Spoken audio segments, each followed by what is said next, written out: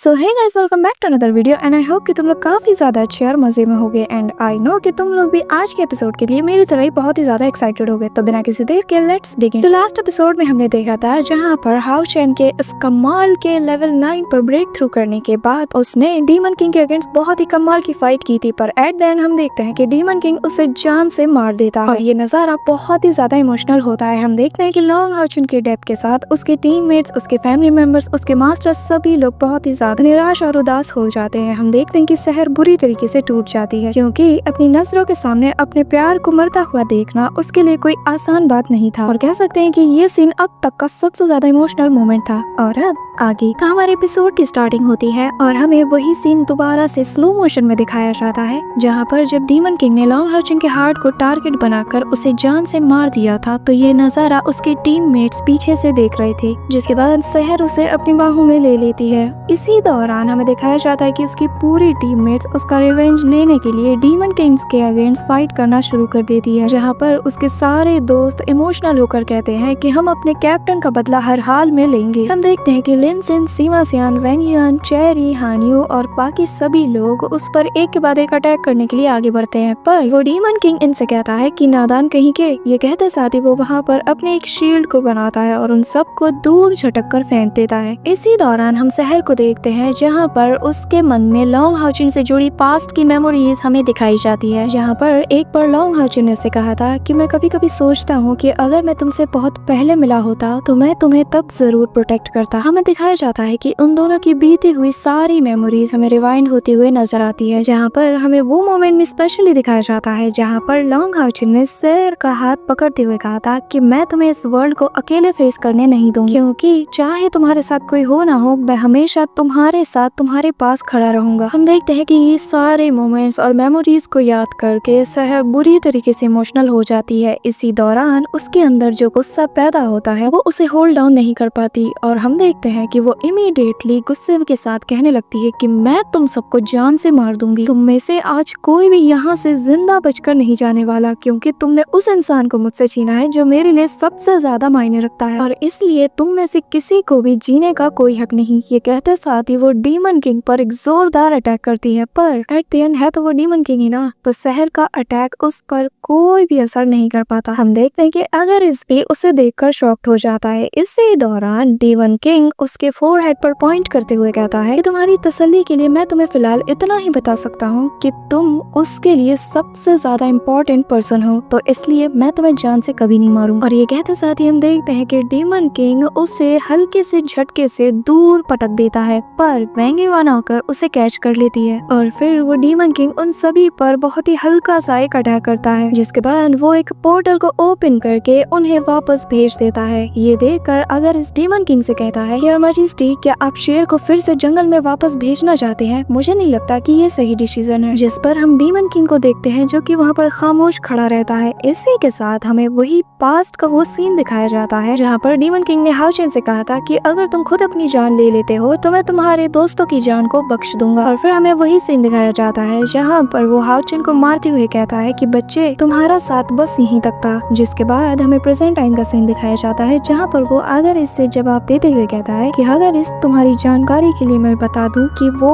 मेरा ही खून है। और ये सुनते ही हागारिस बहुत ही ज्यादा शॉक्ड हो जाता है और इस बात पर फेलो डीमन प्लेयर्स भी हामी भरते हैं और हागारिस बहुत ही ज्यादा शॉक्ड हो जाता है। जिसके बाद डीमन किंग आगे कहने लगता है कि आज मैंने यहाँ पर अपने ही ब्लड रिलेटिव को मार डाला है, पर ये करना बहुत ही ज्यादा जरूरी था। इसी के साथ सीन शिफ्ट होता है और हमें हाउ चेन के टीममेट्स को दिखाया जाता है जहाँ पर वो लोग जमीन पर खड़ा होने की कोशिश करते हैं और वो लोग इस हद तक कमजोर हो जाते हैं कि उनसे चला भी नहीं जाता। इसी दौरान हमें हाउ चेन की डेड बॉडी को भी दिखाया जाता है जहाँ पर उसके टीममेट्स उसे आवाज देते हैं। वहीं दूसरी तरफ हम देखते हैं कि बहुत से डीमंस उन्हीं की तरफ तेजी से बढ़ते हैं और फिर हमें शेर को भी दिखाया जाता है जहाँ पर वो भी बेहोश पड़ी होती है और वेंगिवान उसे होश में लाने की कोशिश करने के लिए आगे बढ़ती है, पर तभी वो सारे डीमंस आपस में कहते हैं कि चलो इस बार तो बहुत ही अच्छा शिकार मिला है। और ये कहते साथ ही वो लोग दौड़ते हुए उनको मारने के लिए आगे बढ़ते हैं और और चारों तरफ से डीमंस उन्हें घेरने ही वाले होते हैं कि तभी वहाँ पर स्पेस में क्रैक ओपन होता है और हम देखते हैं कि डीमन किंग और उसका ड्रैगन वहाँ पर आ जाता है, जिसे देख कर ही वहाँ मौजूद सारे डीमंस घुटनों के बल झुक जाते हैं और कहते हैं योर मैजेस्टी, आखिर आपका हमारे लिए क्या ऑर्डर है। जिस पर डीमन किंग कहता है कि मेरी बात कान खोल के सुन लो, ये लोग जिन्हें मैंने अभी यहाँ पर भेजा है, ये अगर यहाँ से जाना चाहते हैं तो तुम लोग इनके काम में बाधा नहीं डालोगे और खबरदार जो तुम में से किसी ने भी इन्हें हार्म पहुँचाने की कोशिश की। जिस पर वो सारे डीमंस हाँ में जवाब देते हैं, जिसके साथ सीन शिफ्ट होता है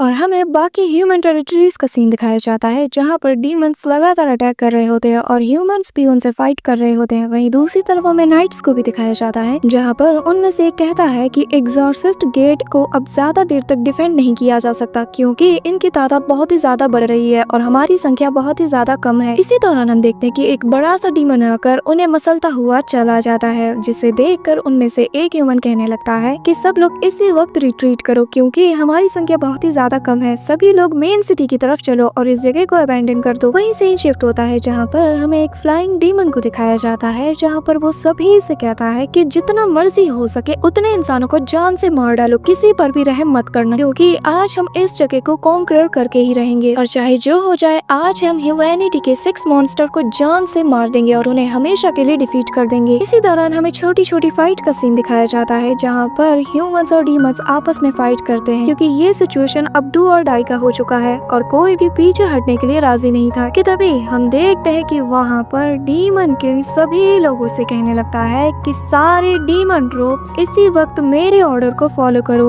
और जो मैं कह रहा हूँ उसे ध्यान से सुनो। जिसके बाद डीमन किंग आगे बताने लगता है कि ह्यूमैनिटी की आखिरी उम्मीद लॉन्ग हाउचिन जान से मारा जा चुका है और जिसकी मौत के साथ ही आज यहाँ पर डीमन क्लेन्स की जीत हुई है, इसीलिए मैं सभी डीमन ट्रूप्स को ऑर्डर देता हूँ कि इसी वक्त विड्रॉ कर लो। हम देखते हैं कि उसका मैसेज वहाँ मौजूद डीमंस और ह्यूमंस दोनों सुनते हैं, जिसके बाद डीमंस आपस में कहते हैं कि तुमने हमारे योर मैजेस्टी का ऑर्डर सुन लिया, तो अब तुम सब लोग किसका मुंह देख रहे हो, जल्दी से जल्दी यहाँ से विड्रॉ करो। पर हम देखते हैं कि कुछ डीमंस इस बात से सेटिस्फाइड नहीं होते और वो आगे फाइट करना चाहते हैं, जिस पर दूसरा डीमन कहता है कि आखिर तुम्हारी हिम्मत कैसी हुई हमारे डीमन किंग के ऑर्डर को ना फॉलो करने की, क्या तुम्हें जान से मारने की ख्वाहिश है। ये सुनकर हम देखते हैं कि वो डीमन भी शांत हो जाता है और वहाँ से दौड़ते हुए जाने लगता है। इसी दौरान हमें एक नाइट को दिखाया जाता है जहाँ पर वो डीमन से फाइट करता है कि तभी डीमन किंग आगे कहने लगता है कि आज से डीमंस की यहाँ पर जीत हुई है, तो इसलिए डीमन सीज फायर के लिए तैयार है जो कि ह्यूमंस के साथ अगले 10 साल के लिए होगा। ये सुनकर वहाँ मौजूद बाकी के बचे कुछ डीमंस भी चले जाते हैं और हम देखते हैं कि वहाँ मौजूद वो नाइट कहता है कि 10 साल ये तो बहुत ही ज्यादा है, कि डीमन किंग हमारे साथ मजाक कर रहा है। जिसके साथ ही सीन शिफ्ट होता है और हमें डीमन किंग को दिखाया जाता है जहाँ पर वो अपने उसी हाथ को देखते हुए कहने लगता है कि मेरे बच्चे, मैं तुम्हारे लिए इतना तो कर ही सकता हूँ। जिसके साथ ही वो उन क्रैक्स को भी क्लोज कर देता है। जिसके साथ ही हमें हेडक्वार्टर का सीन दिखाया जाता है जहाँ पर बाकी के लीडर्स कहते हैं कि हमें यकीन नहीं कि हाउचिन मारा जा चुका है और आखिर ये कैसे हो सकता है, जस्ट कॉज डीमन किंग ने कह दिया तो तुम लोग मान लोगे हाँ। जिस पर फेलो एल्डर कहने लगता है कि जियान पैलेस को कब्जा कर लिया गया है और हमने वक्त रहते ही लोगों को वहाँ से इवैक्यूएट भी कर लिया। जिस पर दूसरा एल्डर भी कहता है कि वंश ऑफ पास की भी बिल्कुल सेम सिचुएशन है, हमने इस जगह को भी खो दिया। इसी दौरान दूसरा एल्डर कहता है कि मुझे बिल्कुल यकीन नहीं, तुम लोग सरासर बकवास कर रहे हो, वो बच्चा इतनी आसानी से नहीं मर सकता। जिसके बाद वो कहता है कि मैं अभी वापस जा रहा हूँ और उसे यहाँ पर जिंदा और सही सलामत ले आऊंगा, तब तुम लोगों को यकीन होगा। इसी दौरान वहाँ पर मास्टर एल्डर आ जाता है और वो कहने लगता है कि अभी अभी मैंने थ्रोन ऑफ इटर्निटी में कुछ हलचल महसूस की है और मुझे लगा था कि वो इल्यूमिनेटेड हुआ है, पर उसके थोड़ी देर बाद ही मुझे पता चला कि ये हमेशा के लिए खामोश हो गया है और जिससे ये लगता है कि जो भी डीमन किंग ने कहा हाउचन के बारे में वो बिल्कुल सच है और हमारा हाउचन मारा जा चुका है। हम देखते हैं कि वो एल्डर मास्टर ये सारी बात बहुत ही ज्यादा निराशा और हताशा के साथ कह रहा होता है और जैसे ही एल्डर मास्टर से ये न्यूज मिलती है हम देखते हैं कि वहाँ मौजूद सभी लोग एकदम से टूट जाते हैं। उसके मास्टर फ्रेंड्स एवन की उसकी मदर जब ये सुनती है वो पूरी तरीके से टूट जाती है। फिर हम देखते हैं कि वो जमीन पर बुरी तरीके से गिर जाती है। इसी दौरान दौरान हमें एक स्टूडेंट को दिखाया जाता है जहाँ पर वो अपने मास्टर से कहता है कि मास्टर आपने ये सुना ना, जिस पर उसका मास्टर कहता है कि नहीं, मैं इस पर यकीन नहीं करने वाला, ऐसा हो ही नहीं सकता कि हमारा हाउ चेन इतनी आसानी से जान से मारा जाए। जिसके बाद हमें हाउ चेन की सिस्टर को दिखाया जाता है जहाँ पर वो बुरी तरीके से रोते हुए कहती है कि आखिर ये कैसे हो सकता है, मुझे बिल्कुल यकीन नहीं, मेरा भाई, मेरा प्यारा भाई इतनी आसानी से कैसे मर सकता है, वो तो कितना ज्यादा स्ट्रॉन्ग है ना, उसे तो अभी एक सबसे बड़ा स्ट्रॉन्ग पावरफुल नाइट बनना था, उसे तो अभी बहुत कुछ करना था, तो आखिर वो इतनी आसानी से कैसे मर सकता है। इसी के साथ एल्डर लीडर वहाँ मौजूद सभी को बताने लगते हैं कि डीमन हंटर्स जो कि लेवल 7 से अबव है, वो लोग अभी के अभी डीमन का सामना करने के लिए यहाँ पर आ जाए। साथ ही हमें वैंग ज़ाओ को दिखाया जाता है जहाँ पर वो दौड़ते हुए आगे बढ़ता है, जहाँ पर उसे भी इस खबर पर बिल्कुल भी यकीन नहीं होता और वो फिर भी रेस्क्यू के लिए वहाँ पर चला जाता है। इसी के साथ सीन शिफ्ट होता है और हमें हाउ चिन, सैर और बाकी सबको दिखाया जाता है जहाँ पर बारिश में वो लोग भीग रहे होते हैं। हम देखते हैं कि हाउ चिन के आसपास उसके सारे टीममेट्स और फ्रेंड्स बैठे होते हैं और अपने कैप्टन को ऐसे सिचुएशन में देखकर वो सभी लोग बहुत ही ज्यादा इमोशनल हो जाते हैं और इतना ज्यादा रोते हैं कि उनमें से किसी की हिम्मत नहीं होती कि एक दूसरे को कंसोल कर सके। हम देखते हैं कि वहाँ पर बारिश भी सेम सिचुएशन पर होती है, जैसे मानो आज आसमान में हाउ चिन की डेथ पर रो रहा हो। हम देखते हैं कि उसके सारे टीममेट्स उसके पास बैठकर बहुत ही ज्यादा रोते हैं और उन्हें समझ नहीं आता कि अब आगे क्या करें। जिसके बाद हमें चेरी को दिखाया जाता है जहाँ पर वो रोते हुए कहती है कि कैप्टन मुझे माफ करना, मैं कभी भी इतनी ज्यादा स्ट्रॉन्ग नहीं बन पाई कि मैं आपका बहादुरी के साथ साथ देते हुए आगे बढ़ूं। मैं हमेशा आपके पीछे छुपती रही और काश मैं थोड़ी और प्रैक्टिस करती, थोड़ी और स्ट्रॉन्ग बनती तो शायद आज आप नहीं मरते।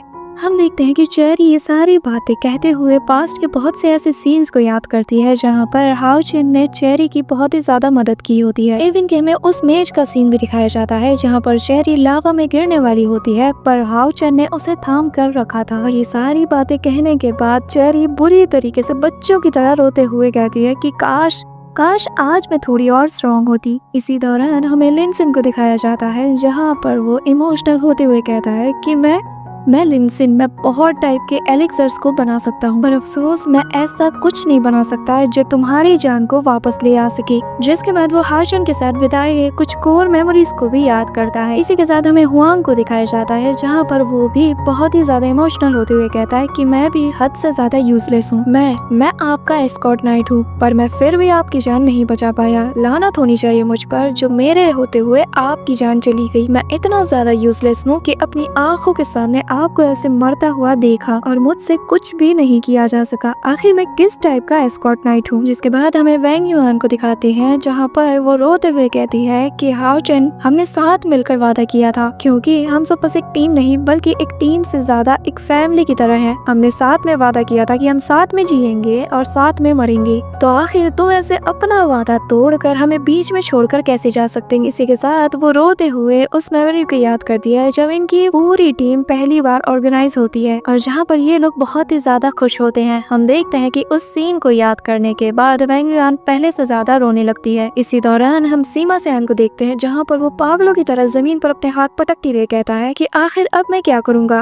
अब तो आप ही नहीं रहे तो मैं भला किसे अवेंज करूं, आखिर अब ऐसे कैसे जा सकते हो। वो बहुत ही ज्यादा रोते हुए जमीन पर अपने हाथ मारने लगता है। हम देखते हैं कि वो अपना सर जमीन के नीचे रखकर बहुत ही ज्यादा इमोशनल होते हुए कहता है कि ये आपने ठीक नहीं किया क्योंकि आप भी जानते हो कि गुस्सा मेरी ताकत है और मैं ऐसे इमोशनल होकर कोई भी फाइट नहीं कर सकता। और इसके बाद हम देखते हैं कि वो पांचों अपने कैप्टन और वाइस कैप्टन के साथ वहाँ बारिश में एक कोने में बैठकर भीग रहे होते हैं और बहुत ही ज्यादा इमोशनल होते हैं। इसी के साथ हम देखते हैं कि वहाँ पर वैंग ज़ाओ और उसके साथ बाकी के लोग भी आ जाते हैं ताकि वो लोग इन्हें एस्कॉर्ट कर सके। और जैसे ही वो अपने सामने हाउ चिन की डेड बॉडी को देखता है वो पूरी तरीके से कांप जाता है और फिर चेरी उसे कहती है कि यांग वैंग ज़ाओ, देखो ना हमारे कैप्टन को क्या हो गया है, ये उठ ही नहीं रहा है, हम इसे कब से उठाने की कोशिश कर रहे हैं। जिसके बाद हम देखते हैं कि वो सभी लोग उन्हें कंसोल करने की कोशिश करते हैं और चेरी के पास यांग वैंग ज़ाओ जाकर उसे सहारा देता है और फिर वो लोग कहते हैं कि फिलहाल के लिए हम सभी को यहाँ से निकलना होगा क्योंकि हम तुम सभी को लेने के लिए यहाँ पर आए हुए हैं। जिसके साथ ही वो आगे कहता है कि तुम्हारी वाइस कैप्टन भी काफी देर से अनकॉन्शियस है और ये उसकी सेहत के लिए बिल्कुल ठीक नहीं, तो हमें जल्द से जल्द तुम लोगों को यहाँ से ले जाना होगा और हमें ऑर्डर्स भी मिले हैं कि हम जल्द से जल्द हाउ चैन को अलायंस के पास ले जाएं। इसी दौरान दौरान हम देखते हैं कि सैर की आंख खुल जाती है और वो हाउचन कहकर चिल्लाकर उठ के बैठ जाती है, जिसके बाद वो तुरंत ही हाउचन की तरफ देखने लगती है और उसकी डेड बॉडी को देखकर वो उसके पास जाने की कोशिश करती है, पर वो इतनी ज्यादा कमजोर होती है कि वो इमीडिएटली गिर जाती है और फिर वो दोबारा से अपनी नजरें उठाकर उसकी तरफ देखती है।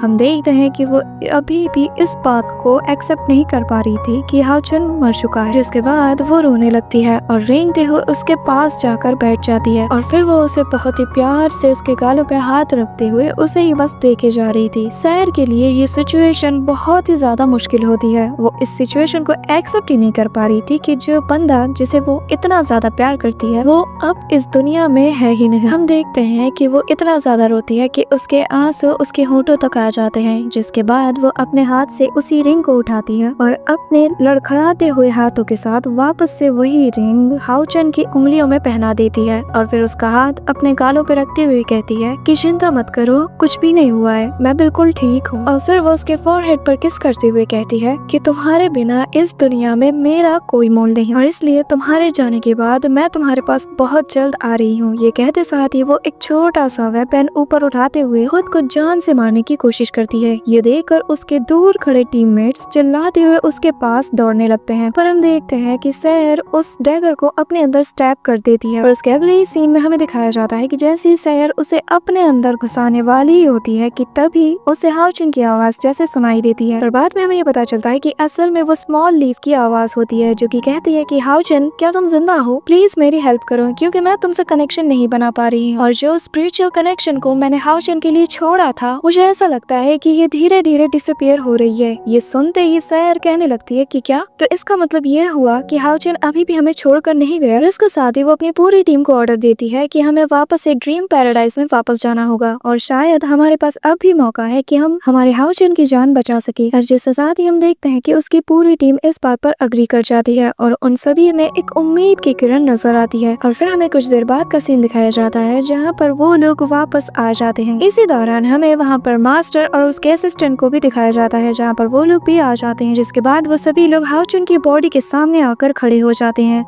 जिसके बाद हम देखते हैं कि श्याओ ली आगे आती है और साथ ही वहाँ मौजूद आसपास के डिवाइन क्रिएचर्स भी उसके आसपास आने लगते हैं, जिसके बाद श्याओ ली अपने हाथों को फैलाते हुए कहती है कि मैं तुम सभी लिविंग क्रिएचर्स से रिक्वेस्ट करना चाहूंगी। जिसके साथ ही हम देखते हैं कि वहाँ सारे डिवाइन क्रिएचर्स उसके सामने आकर घुटनों के बल बैठ जाते हैं और फिर श्याओ ली अपने डिवाइन फॉर्मेशन को यूज करने लगती है और कहती है eternal life of dead tree flowers. ये कहते साथ ही हम देखते हैं कि सारे क्रिएचर्स वहाँ पर सर को अब जमीन पर झुका देते हैं और जिसके साथ ही बहुत से डिवाइन ट्री के टेंटिकल्स बाहर निकलते हैं जो कि हाउचन की बॉडी को अपने अंदर जकड़ लेते हैं। जिसके बाद हम देखते हैं कि वो उसकी बॉडी को हवा में उठा लेते हैं। ये देखकर चेरी कहने लगती है कि प्लीज तुम लोग इस काम में हर हाल में सक्सेस जरूर होना और हमें हमारे कैप्टन को वापस कर देना। हम देखते हैं कि सैर भी उसकी तरफ बहुत ही उम्मीद के साथ देखने लगती है। वहाँ मौजूद सभी लोग बहुत ज्यादा टेंस सिचुएशन में होते हैं। जिसके बाद हम देखते हैं कि वो डिवाइन टेंटिकल्स पूरी तरीके से हाउचन को अपने अंदर कवर कर लेते हैं और फिर श्याओ ली अपनी पावर को यूज करती है और उसके अगली पल हम देखते हैं कि वहाँ पर चारों तरफ से बहुत से बर्ड्स उड़ने लगते हैं और जिनके अंदर के इंटेंस अमाउंट में स्पिरिचुअल एनर्जी मौजूद होती है और वो हाउचन की बॉडी की तरफ चक्कर लगाना शुरू कर देते हैं। हम देखते हैं कि वहाँ मौजूद सारे टीममेट्स अपने मन में कहते हैं कि प्लीज हमारे लीडर को रेस्क्यू कर लो, उन्हें किसी भी हालत में बचा लो। इसी दौरान हमें दिखाया जाता है कि जिस जगह पर हाउचन पर अटैक किया गया था, यानी कि वो जगह जो कि उसके दिल के बिल्कुल ऊपर वाली जगह जहाँ पर उसके अटैक किया गया था, वो जगह अब पूरी तरीके से हील हो जाती है, जिसे देखकर चेरी खुशी के साथ कहने लगती है कि लगता है हम कामयाब हो गए। जिसके बाद हाउचन जमीन पर गिरने लगता है और उसे गिरता हुआ देखकर सैर दौड़ते हुए जाकर उसे पकड़ लेती है। जिसके बाद हमें श्याओ ली को दिखाया जाता है जहाँ पर उसने इस हद तक अपनी पावर को यूज किया था कि अब उसकी हालत बहुत ही ज्यादा वीक हो जाती है। जिसके साथ ही हमें हाउचन और सैर को दिखाया जाता है जहाँ पर उसके टीममेट्स उन्हें घेर लेते हैं। जिसके बाद सैर अपने हाथ उठाकर उसकी सांसों को चेक करती है पर उसे कोई भी रिस्पांस नहीं मिलता। ये देखकर वो बहुत ही ज्यादा अपसेट हो जाती है और फिर वो सभी को बताती है कि हमने इतनी मेहनत की पर अभी भी सिचुएशन बिल्कुल वैसे की वैसी है। जिस पर श्याओ ली उसे बताती है कि इसका हार्ट बुरी तरीके से फ्रोजन हो चुका था और अब मुझे लगता है कि अब बस गॉड्स ही इसके लिए नए रूल्स बना सकते हैं जिससे इसकी जान बचाई जा सके। जिसके बाद वो कहती है कि मुझे माफ करना कि मैं नेचर ऑफ गॉडेस होते हुए भी इसके लिए वो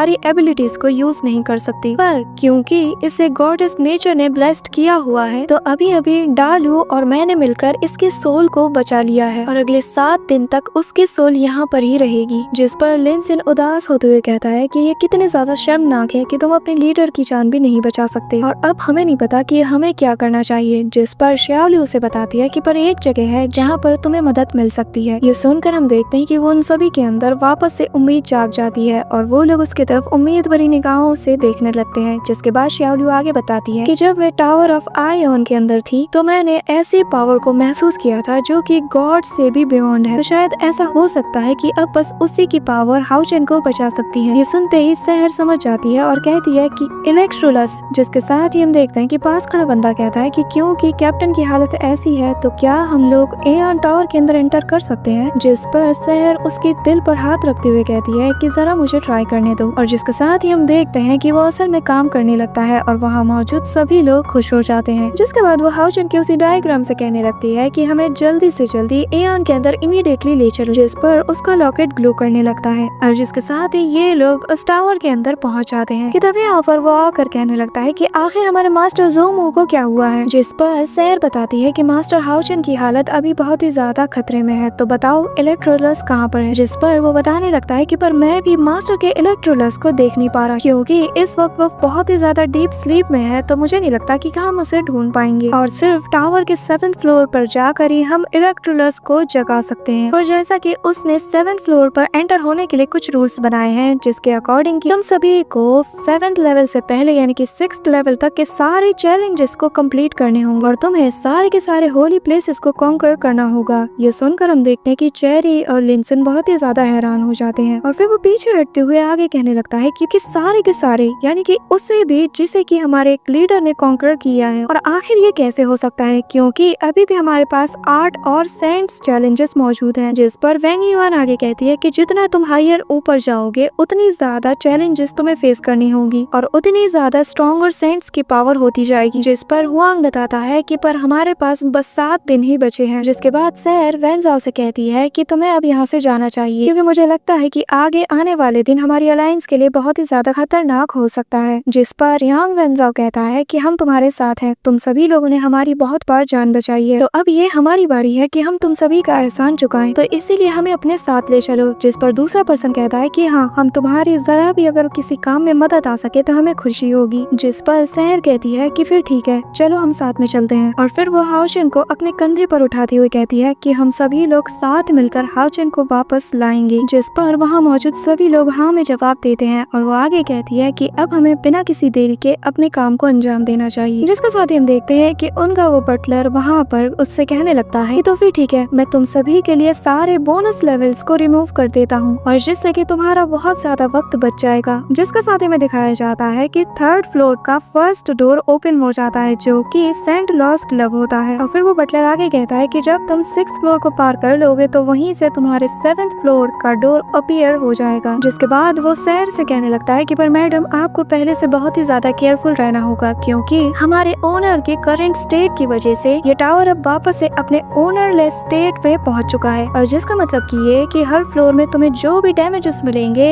ये टावर तुम्हें उनसे रिकवर नहीं कर पाएगा। जिस पर सहर बताती है कि इससे फर्क नहीं पड़ता कि आखिर हमें क्या कीमत चुकानी पड़ेगी, पर हम हर हाल में इलेक्ट्रोलस से मिलना चाहते हैं और हाउचेन मेरा इंतजार करना, मैं तुम्हें बचाने के लिए आ रही हूँ। और इतना कहने के बाद हम देखते हैं कि वो सभी लोग 3rd फ्लोर की तरफ बढ़ने लगते हैं। जिसके साथ ही हम देखते हैं कि हमें उन सभी के सामने उन्हीं 8 सेंट्स को दिखाया जाता है जो कि इन पर अटैक करने के लिए रेडी खड़े हैं। So that's it for today guys. I hope कि तुम सबको आज की वीडियो काफी ज्यादा पसंद आई होगी। अगर हाँ तो वीडियो को लाइक करना, चैनल पे नए हो तो सब्सक्राइब करना। मिलते हैं नेक्स्ट वीडियो में, तब तक के लिए बाय।